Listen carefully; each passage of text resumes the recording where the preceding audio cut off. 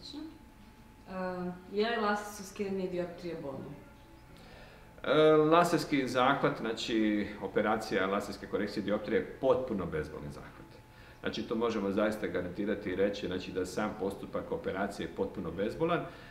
Neugodno je možda prvih nekoliko sati nakon operacije. Znači prva 2-3 sata, možda i 4-5 sati, možemo osjećati određenu iritaciju, kao da možda imamo trepavicu ili pjesak u očima, međutim to vrlo brzo prolazi.